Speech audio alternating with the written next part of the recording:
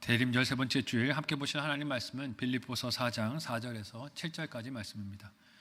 신약성경 322페이지 전후로 있습니다. 빌립보서 4장 4절에서 7절까지의 말씀을 저와 여러분이 한 목소리로 합독하시겠습니다. 주 안에서 항상 기뻐하라. 내가 다시 말하노니 기뻐하라. 너희 관용을 모든 사람에게 알게 하라.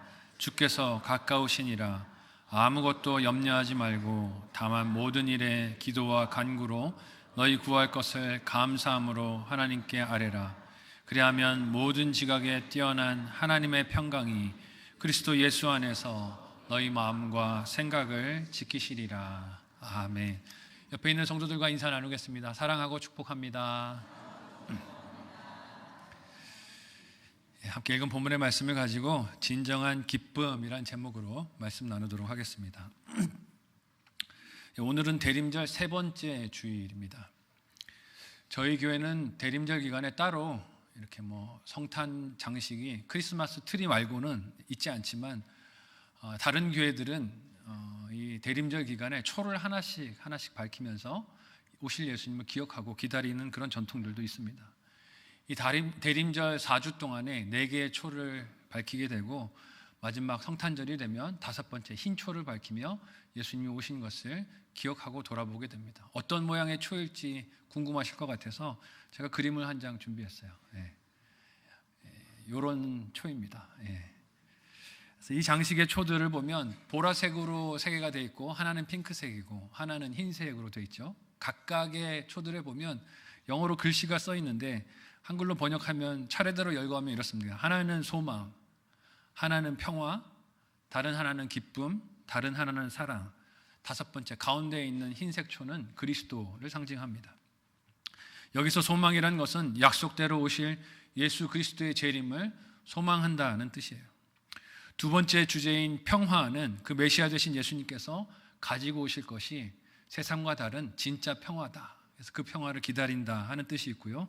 셋째 주제인 기쁨은 그리스도를 기다리면서도 성도의 삶에서 마음에서 잃어버리지 말아야 할 것이 기쁨이다 하는 것을 돌아보기 위함입니다.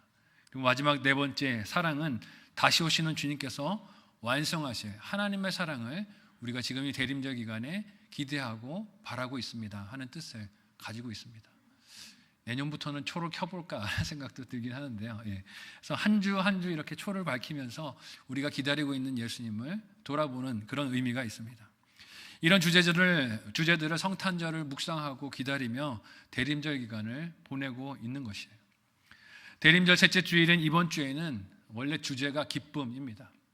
그래서 오늘은 기쁨의 편지라고 불리는 빌립보서 말씀을 함께 묵상하고 또 생각해 보려고 합니다. 하지만 이 빌립보서가 쓰인 장소를 생각해 보면 그 주제가 기쁨이라는 것이 좀 놀랍습니다. 왜냐하면 이 빌립보서가 쓰인 장소가 어디일까요? 로마의 감옥이었습니다. 사도 바울이 로마의 감옥에서 이 빌립보서를 썼어요. 옥중서신 중에 하나가 이 빌립보서입니다. 세상의 시각에서 바라보면 어떻습니까? 기뻐할 만한 환경이 전혀 아닙니다. 그런 자리도 아니에요. 그러나 바울은 이미 감옥 안에서 이 빌립보서를 쓰기 전에 빌립보에 있던 감옥 안에서도 찬양하며 기뻐했었습니다. 그의 기쁨이 환경에 따라 있고 없는 것이 아니었기 때문에 그렇습니다. 이런 기쁨의 장소가 또한 빌립보라는 것이 참 은혜가 됩니다. 갇혔던 빌립보의 감옥에서 사도 바울은 자신의 기쁨을 신라와 함께 이렇게 표현했었어요. 사도행전 16장 24절에서 25절 말씀을 한 목소리로 읽어보도록 하겠습니다.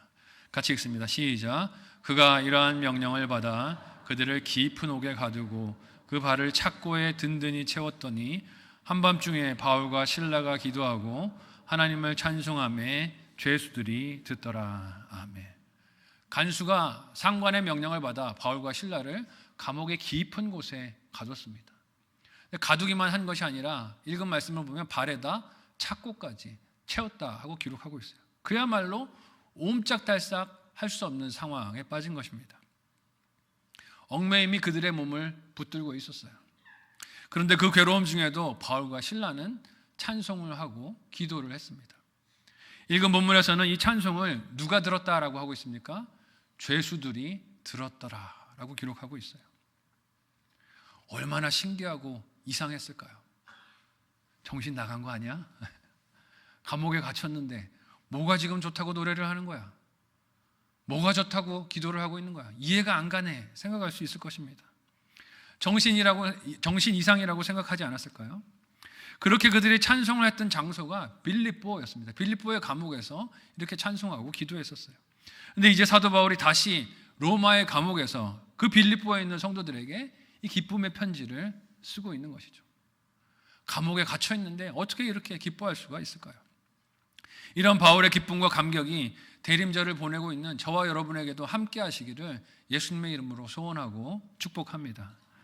비록 힘든 소식과 소란한 소문들이 세상에서 끊임없이 들려오지만, 그래서 우리 마음을 어지럽히고 불안하게 하고 염려하게 하는 상황들이 계속 우리 눈앞에 펼쳐지지만, 빌립보서를 갇혀있는 중에서 쓴 사도 바울의 그 상황과 환경을 생각한다면 우리는 이 기쁨이 환경에 기초한 것이 아니라 하는 것을 알 수 있습니다.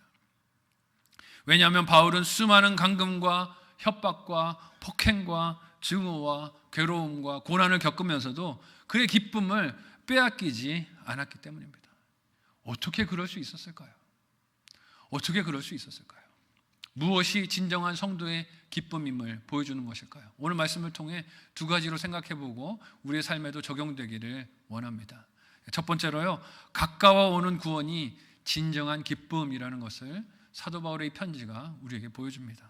함께 오늘 보면 4절에서 5절을 한 목소리로 읽어보도록 하겠습니다. 같이 읽습니다. 시작. 주 안에서 항상 기뻐하라. 내가 다시 말하노니 기뻐하라. 너희 관용을 모든 사람에게 알게 하라. 주께서 가까우시니라. 아멘. 바울은 빌립보 교인들에게 주 안에서 언제 기뻐하라고 합니까? 항상. 내 기분이 좋을 때만 기뻐하라 그러지 않습니다. 건강할 때만 기뻐하라 그러지 않아요. 내 원하는 계획과 일들이 잘 풀릴 때 기뻐하라는 것이 아니라 항상 언제나 기뻐하라고 합니다. 이 항상이라는 말의 뜻이 무엇입니까? 무슨 환경과 상황을 만나든지 그런 외적인 요소들이 성도의 기뻐할 이유를 빼앗을 수가 없다는 것입니다.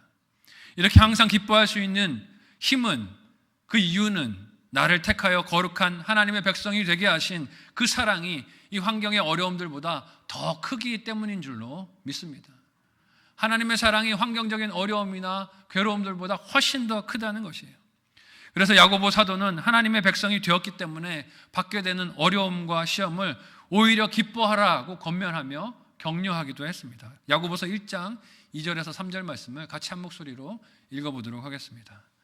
같이 읽습니다. 시작. 내 형제들아, 너희가 여러 가지 시험을 당하거든 온전히 기쁘게 여기라. 이는 너희 믿음의 시련이 인내를 만들어내는 줄 너희가 알미라. 아멘. 여러분, 이 읽은 말씀 속에서 기쁨이 어디서 나옵니까? 하나님의 자녀가 된 감격 그리고 감사 속에서 나오는 것을 봅니다. 그러니 시험의 종류가 여러 가지이고 그 시험의 강도가 강하고 그리고 그것이 벅차도 그것이 구원받는 자녀됨을 보이는 인내를 드러내주기에 오히려 기뻐할 수 있다는 거예요. 어려움이 있을 때 오히려 내가 잘 참는 것이 하나님의 자녀됨을 보여주는 일이기 때문에 기쁨이 될 수 있다는 것입니다. 그런 기쁨의 이유를 생각하면 요즘처럼 힘들고 어려울 때, 세상이 어수선할 때 오히려 우리에게 기회가 아닙니까? 내가 기뻐한다는 것을 보여줄 수 있는 기회, 내가 믿음이 있다는 것을 보여줄 수 있는 기회가 될 수 있는 것이에요. 이런 기쁨이 우리에게 있으면 어떤 특징이 그 속에 있겠습니까? 옆 사람 한번 보시겠어요? 네.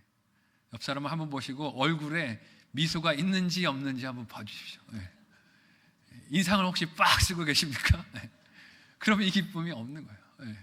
요즘 같은 이런 시국에 어수선한 때 우리의 얼굴에 미소가 있고 웃음이 있고 마음의 감사의 표정들이 그렇게 얼굴에 드러난다면 이게 진짜 하나님 믿는 자의 증거가 아닐까 생각합니다. 그러니 좀 웃으시기 바랍니다. 네.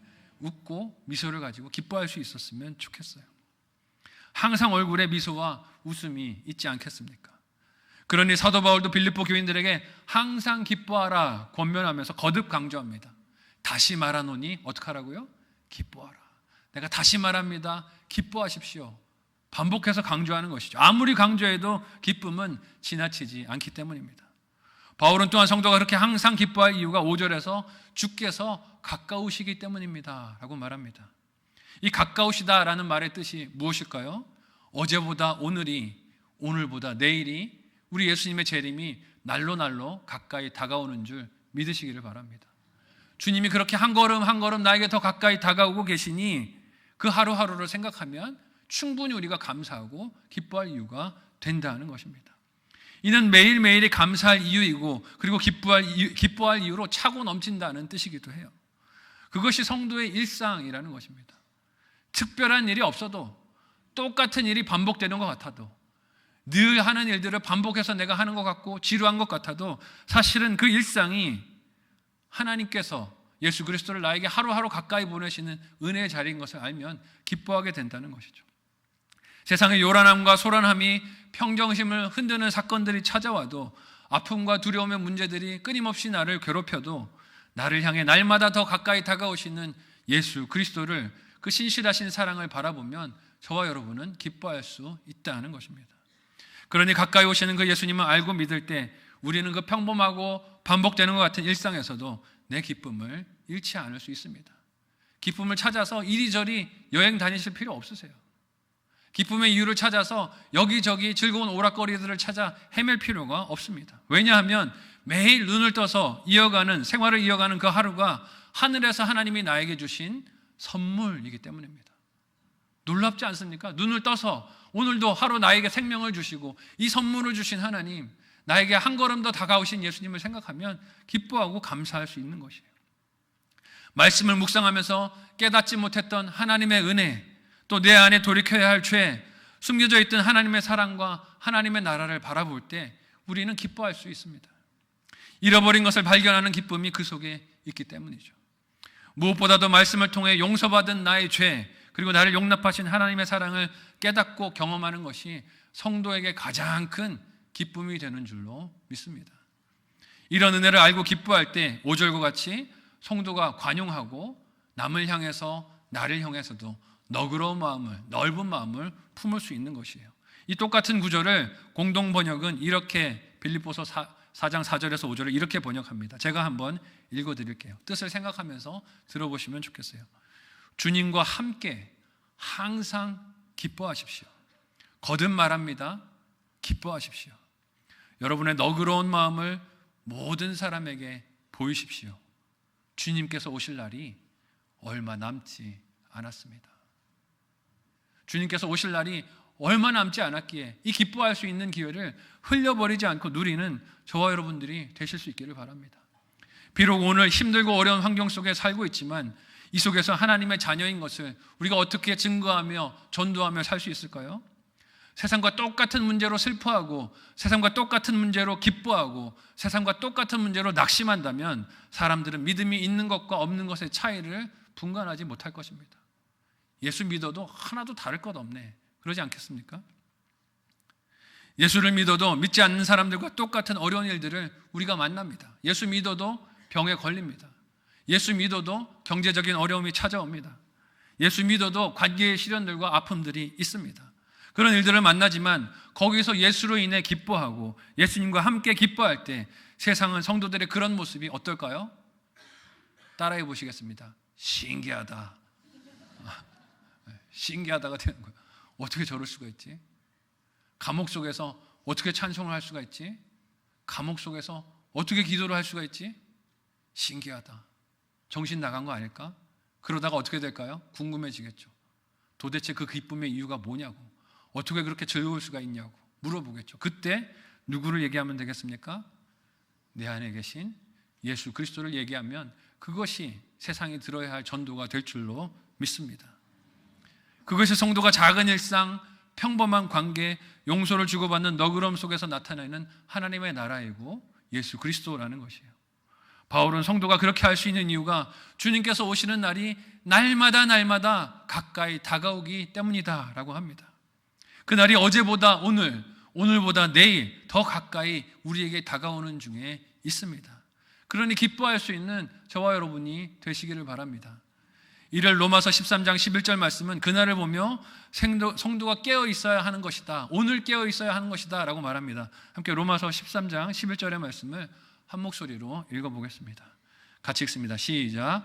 또한 너희가 이 시기를 알거니와 자다가 깰 때가 벌써 되었으니 이는 이제 우리의 구원이 처음 믿을 때보다 가까웠음이라. 아멘. 이렇게 주님께서 날마다 다시 오실 그 날이 가까워지고 나에게 가까워 오고 있다는 사실을 보고 있을 때 저와 여러분은 기뻐하실 수 있기를 바라요. 이 약속이 이루어져가는 신실한 하나님의 말씀을 신뢰하며 이 진정한 기쁨을 누리고 나누는 저와 여러분의 대림절 기간이 되시기를 예수님의 이름으로 간절히 소원하고 축복합니다. 한번 생각하고 적용해 보시면 좋겠어요. 첫 번째 묵상 적용 질문 드립니다. 첫 번째는요, 주님의 재림과 구원이 날마다 가까이 다가옴을 믿으십니까? 그 믿음으로 오늘 기뻐하십니까? 오늘 기뻐하십니까? 이 기쁨을 자꾸만 내일로 미루고 있지 않습니까? 혹은 외적인 조건이 충족되면 기뻐하겠다라고 미루고 있는 것은 아닌지 돌아보시면 좋겠어요. 두 번째로 진정한 기쁨의 증거가 감사로 드러난다라고 하십니다. 감사가 진정한 기쁨의 증거예요. 함께 오늘 본문 6절에서 7절을 한 목소리로 읽어보도록 하겠습니다. 같이 읽습니다. 시작. 아무것도 염려하지 말고 다만 모든 일에 기도와 간구로 너희 구할 것을 감사함으로 하나님께 아뢰라. 그리하면 모든 지각에 뛰어난 하나님의 평강이 그리스도 예수 안에서 너희 마음과 생각을 지키시리라. 아멘. 바울은 빌립보 성도들에게 항상 기뻐하라고 권면하면서 또한 아무것도 염려하지 말라고 합니다. 이는 기쁨의 자리를 호시탐탐 노리는 것이 무엇이라는 것을 우리에게 보여줍니까? 염려라는 걸 보여주는 거예요. 기쁨의 자리를 호시탐탐 노리고 있는 대적이 염려라는 것을 우리에게 보여줍니다. 기뻐하라는 말씀에 순종하는 하나님 백성의 마음을 이 염려가 흔들고 공격합니다. 기뻐하지 못하게 흔들어요. 우리가 언제 염려합니까, 여러분? 믿음이 없을 때, 어떤 대상에 대해서 신뢰하지 못할 때 염려합니다. 요즘 나라에서 벌어지고 있는 정치적 상황에 사람들의 마음이 어떻습니까? 염려하고 걱정하고 있어요. 저도 그렇습니다. 염려가 가득합니다. 이런 염려의 이유가 무엇입니까? 믿을 수가 없기 때문이에요. 믿을 수가 없는 일이 일어났기 때문이죠. 믿을 수 없는 선택을 나라의 지도자가 했고 그로 인해서 온 국민들의 마음에 지금 염려가, 걱정이 자리를 잡게 됐습니다. 점점 어떻게 됩니까? 이 염려가 커져요. 그러니 이 상황 어떡하지? 불안한 생각이 계속해서 밀려들기 시작합니다. 꼬리에 꼬리를 무는 상상의 염려들이 밀려들고 있어요. 한번 염려의 마음속을 내주면 어떻게 됩니까? 그 염려가 점점 더 지배하는 영역을 넓혀갑니다. 이렇게 믿은 대상에게 배신을 당했거나 속은 경우에 염려와 걱정을 하는 것은 자연스러운 현상이지만 약속에 늘 신실한 대상을 염려하는 것은 어떻습니까? 어리석고 미련한 일이에요. 약속을 신실하게 지키시는 분이 있는데 그런 분의 약속을 못 믿고 염려하는 건 미련한 일이죠. 지혜롭지 못한 선택입니다.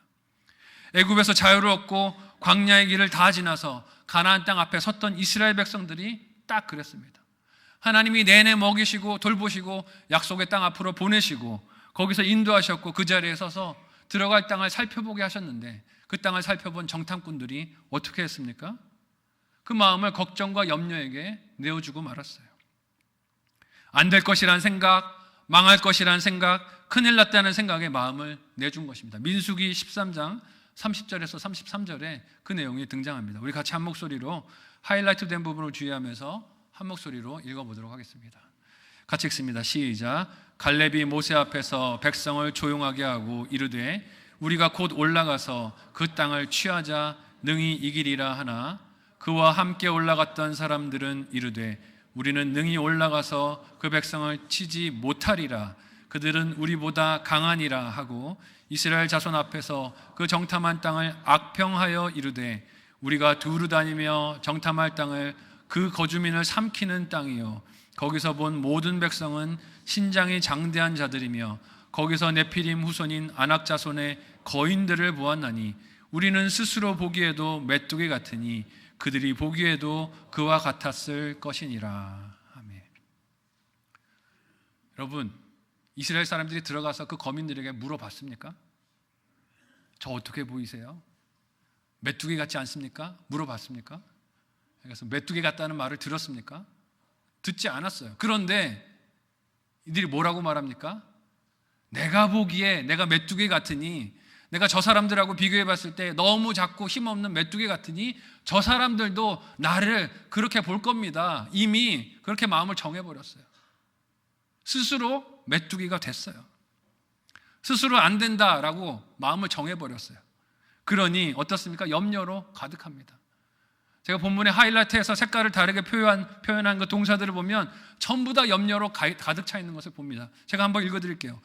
하이라이트한 내용들이 이렇습니다. 못하리라, 우리보다 강하니라, 악평하여 이르되 거주민을 삼키는 땅이로다.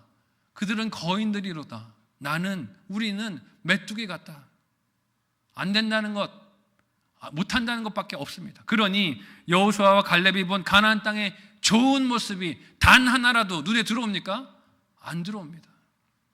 눈에 들어오지를 않습니다. 보이는 게 다 안 될 것, 부족한 것, 모자란 것, 실패할 것, 패배할 것밖에 보이지가 않아요. 이렇게 염려할 것에 눈과 마음을 빼앗기면 어떻게 됩니까? 그 일에 기도와 간구가 나오는 게 아니라 불평과 원망이 나옵니다. 하나님이 우리를 죽이려고 이 땅으로 끌어냈나 보다 불평했어요. 매장지가 없어서 우리를 끌어내서 여기다 묻으려고 하냐 원망했습니다. 빈정거리고 이죽거리는 태도를 보였어요. 그래서 바울은 빌립보 교인들에게 무엇을 권면합니까? 염려보다 기도와 간구를 합시다.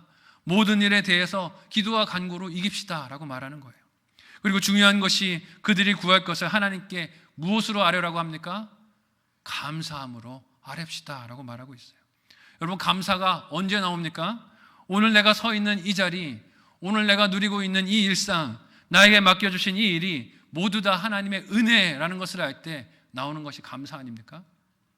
내가 뭔가를 했기 때문에, 수고했기 때문에, 애썼기 때문에 이르렀다는 생각이 아니라 나는 자격 없지만 하나님이 나를 여기 세워주시고 나에게 이런 것을 주셨다는 것을 알 때, 이게 은혜라고 느껴질 때 거기서 감사가 나옵니다. 이 감사함이 내 마음에 있고 충만할 때 진정한 기쁨이 환경과 상관없이 마음속에서 흘러넘치게 됩니다. 특별히 성도에게 언제나 넘치는 은혜가 무엇입니까? 한번 따라해 보시겠어요? 죄사함의 은혜. 죄사함의 은혜입니다. 나는 죄를 짓고 살 수밖에 없는 100%의 죄인이고 스스로 이 죄를 지울 수도 없고 해결할 수도 없고 처리할 수도 없지만 하나님께서 그 사랑하는 독생자 아들 예수 그리스도를 이런 죄인된 나를 위해 십자가에 내어주신 그 사랑을 알고 믿을 때 우리는 항상 감사할 수밖에 없습니다. 어떻게 나 같은 죄인을 이처럼 사랑하시는지 이성으로 이해하지 못합니다. 이런 이해를 넘어서는 하나님의 사랑 안에 내가 있음을 알고 믿을 때 염려는 자리 잡을 곳이 있습니까? 없습니까? 없어요. 염려가 자리 잡을 곳은 우리 마음에 단 한 구석도 없습니다. 왜냐하면 그 아들을 아끼지 않으신 하나님께서 나의 구원을 위해, 우리의 구원을 위해 아끼실 것이 아무것도 없기 때문인 줄 믿으시기 바랍니다. 우리 구원을 위해 하나님은 아끼시는 게 없으세요. 이것을 알고 믿을 때 우리 마음이 어떻게 되겠습니까? 나 자신에 대해서도 남에 대해서도 넉넉해지고 너그러워지는 것입니다. 바울은 이렇게 모든 것을 감사로 하나님께 아뢰 때 하나님의 평강이 그리스도 예수 안에서 너희 마음과 생각을 지키실 것입니다 라고 합니다. 이 평강, 즉 평안함이 세상이 말하는 편안함과 어떻게 다를까요? 세상이 말하는 편안함은 환경에 매여 있습니다. 큰 집에 가야 편안하다고 생각해요. 직장의 연봉이 높아져야 편안하다고 생각합니다. 내 자녀들이 좋은 대학에 들어가야 편안하다고 생각하고 안전하다고 생각해요. 연봉이 높은 직장에 들어가서 그렇게 좋은 환경에 있어야 안전하다고 생각합니다. 병에 걸리지 않아야 안전하고 평강하다고 생각합니다. 이 편안함은 상황과 환경에 의존하는 것을 봅니다. 가진 물질이 넉넉해야 하고 자녀들이 사고를 치지 말아야 하고 병이 없어야 하고 원하는 일들이 다 성취되어야 편안하다, 삶이 안정된다라고 말합니다. 하지만 예수를 믿는 성도의 평안은 무엇입니까?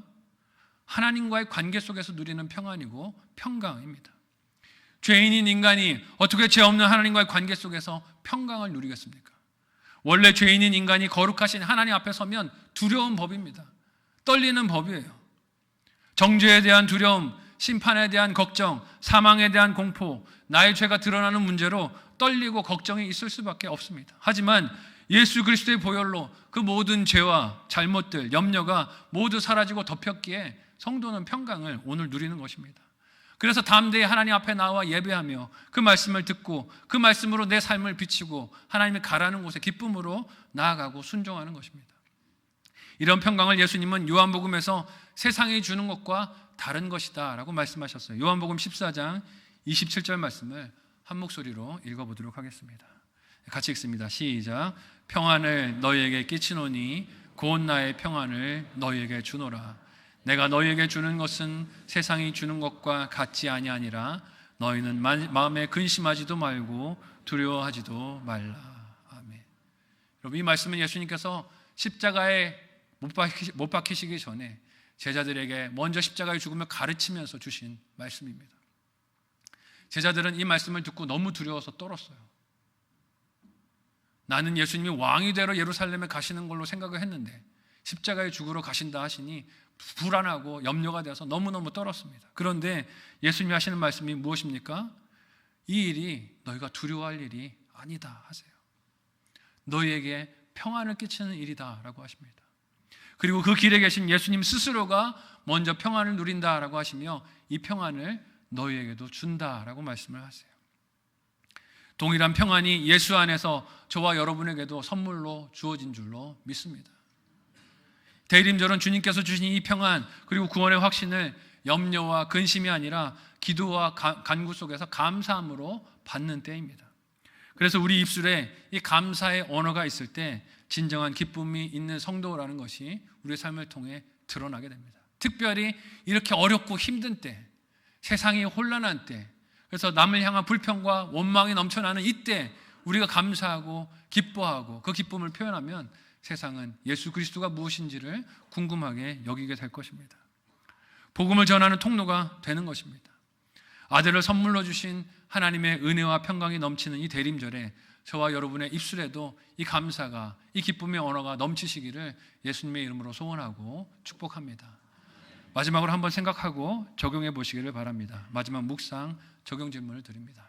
첫 번째는요, 나를 위해 독생자를 주신 하나님 사랑을 믿으십니까? 나를 위해 독생자를 주신 하나님 사랑을 믿으십니까? 그러면 무슨 염려를 그렇게 하고 계십니까? 그렇다면 무슨 염려에 그렇게 빠져 계십니까? 생각해 보시고 또 회개하시고 적용하시면 좋겠어요. 두 번째, 회복해야 할 감사, 기억해야 할 하나님의 은혜는 무엇입니까? 회복해야 할 나의 감사, 기억해야 할 하나님의 은혜가 무엇인지 생각하고 가정에서 자녀들과도 나눠보시면 좋겠어요. 다시 오실 예수님을 기다리는 우리의 삶에 잃지 말아야 할 태도가 기쁨이라고 하십니다. 이 기쁨은 세상 사람들이 환경에서 얻으려는 기쁨과 달리 나날이 가까이 다가오시는 예수님과의 만남 때문에 누리는 기쁨이라고 하세요. 똑같이 하나도 변화되지 않는 하루하루를 살아도 어제와 달리 더 가까이 오신 예수님을 기억하고 묵상하며 누리는 기쁨이라고 하십니다. 또한 이 진정한 기쁨은 감사와 더불어서 넘치는 것이다 라고 하세요. 우리 삶과 세상 속에서 불평과 원망을 부추기는 사건들이 끊임없이 일어나고 있습니다. 이게 다 너 때문이다. 이게 다 정치인들 때문이다. 이게 다 남 때문이다. 원망하고 비난을 부추기는 사건, 사고들이 많이 일어나고 있어요. 그러나 날마다 가까이 다가오시는 예수 그리스도의 만남을 믿음으로 바라보며 오늘 주신 말씀과 같이 항상 기뻐할 수 있는 저와 여러분들이 되실 수 있기를 바랍니다. 이 기뻐하는 사명을 감당하는 우리의 대림절 기다림의 여정이 되시기를 예수님의 이름으로 간절히 소원하고 축복합니다. 아멘. 함께 기도하겠습니다. 오늘 말씀을 기억하며 합심하여 기도할 때 기쁨의 이유를 하나님이 아니라 나에게 다가오고 계신 예수 그리스도가 아니라 다른 곳에서 찾아 헤맸던 나의 모습들을 회개하기 원합니다. 하나님, 기쁨의 이유를 하나님 안에서만 발견하고 회복하게 하여 주시고 항상 기뻐하라는 이 명령에 순종하는 우리가 되게 도와주옵소서. 나를 자녀 삼아 주신 하나님의 은혜를 알고 믿으면 항상 이 기쁨이 넘칠 수밖에 없습니다. 이 대림절에 우리에게 진정한 기쁨이 회복되게 하여 주시고 이를 통해 우리의 삶이 어두운 세상을 밝히는 촛불과 같은 인생이 되도록 도와달라고 간절한 마음으로 합심하여 함께 기도하겠습니다.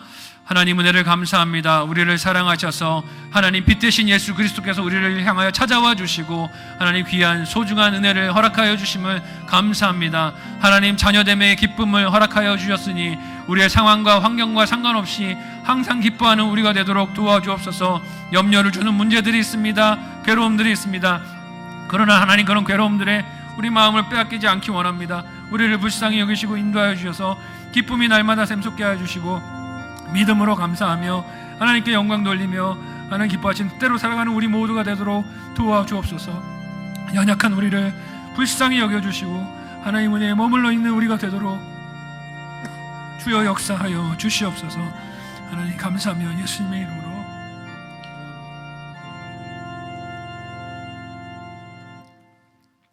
하나님의 은혜를 감사합니다.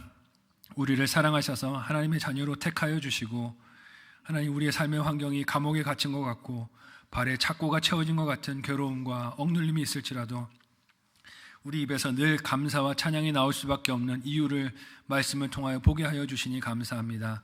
이 기쁨이 회복되는 우리의 대림절 기간 되도록 도와주옵소서. 우리를 낙심하게 만들고 염려하게 만드는 많은 사건과 사고들이 있지만 거기에 우리의 생각과 시선을 빼앗기지 않게 해주시고 나를 위하여 날마다 다가오고 계신 예수 그리스도를 바라보며 기뻐하는 우리 모두가 되도록 도와주옵소서. 특별히 하나님 우리 입술에 감사의 언어가 회복되기를 원합니다. 원망과 불평과 비난과 비판을 내려놓게 하여 주시고 하나님 우리 입술에 감사가 회복되게 하여 주셔서 진정한 기쁨이 있는 우리의 모습이 세상에 증거되게 하여 주시고 이 어두운 세상을 밝히는 빛의 사명을 감당하는 우리 모두가 되게 도와주옵소서. 하나님 은혜를 감사하며 이 시간에 예물 드리오니 기쁨으로 연락하여 주옵소서. 예수님의 이름으로 기도하옵나이다. 아멘.